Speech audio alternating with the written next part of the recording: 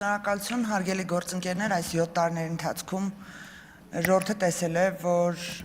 իշխող մեծամասնությունը, կառավարող մեծամասնությունը մի քանի անգամ մի ամբողջ փաթեթով ընտրական օրենսգիր կուսակցությունների մասին օրենք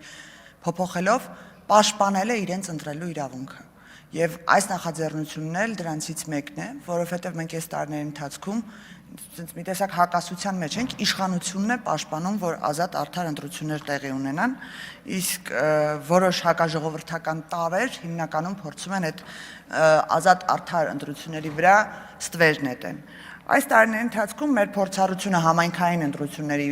ժամանակ եւ ոչ միայն համայնքային, նաեւ միջազգային փորձ ուսումնասիրելով, հետսովետական երկրներում ընտրական փորձ ուսումնասիրելով, հասկացել ենք, որ հիբրիդային սպառնալիքի նաեւ մի տեսակ կա ընտրություններից հետո դելեգիտիմացնել ընտրությունները, ցույց տալ, որ ընտրական process-ը անցել է ոչ իրավաչափ, անիմաստ աղմուկի միջոցով։ Ապացույցներից մեկը օրինակ այն է, որ դիտորդական առաքելություններից մեկը պարբերաբար այցելում էր ընտրական տեղամասեր եւ այն ցուցակները, որոնք որ հրապարակային են եւ հրապարակված են կենտրոնական ընտրական հանձնաժողովի կայքում, հրապարակում էին, թե իբր նրանք հայտնաբերել են ցուցակներ, հիշելով հին ժամանակների ցուցակների խնդիրը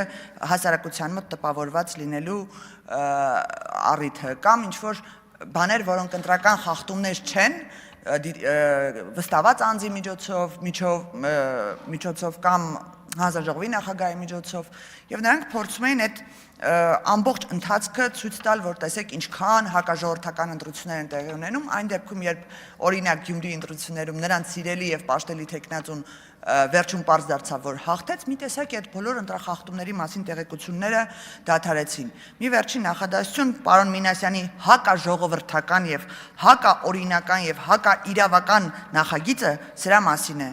որ դիտորդական առաքելությունը չի կարող պաշտպանել որևէ տեխնացուի կուսակցության կամ կուսակցությունների դաշինքի եւ պետք է ֆինանսական հաշվետվություն ցույց տա, թափանցիկություն ցույց տա, այլ սա է հակաժողովրդական նախագիծը։ Շնորհակալություն։ Հավանիր տեսանյութը եւ բաժանորդագրվիր նորությունները բաց չթողնելու համար։